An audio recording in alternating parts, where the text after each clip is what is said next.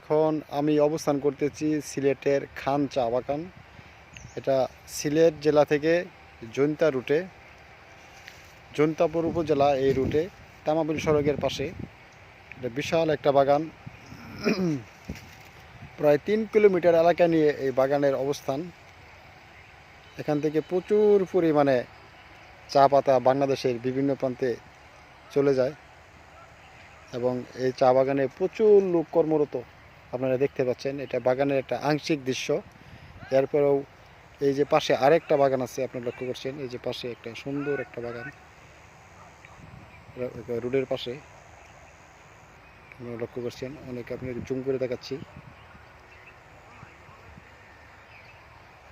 এই যে একটা বিশাল বাগান।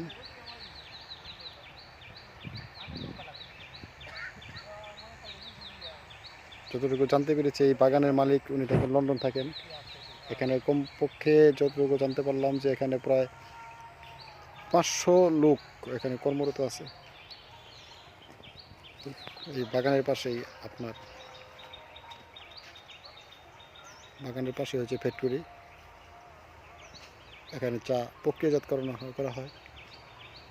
এই পাশেই আরেকটা হচ্ছে ওই ফ্যাক্টরি আছে, এখানে চা প্রক্রিয়াজাতকরণ করে এখানে বাংলাদেশে বিভিন্ন প্রান্তে এবং বিদেশে রপ্তানি করা হয়। এই দেখতে পাচ্ছেন বিশাল একটা বাগান।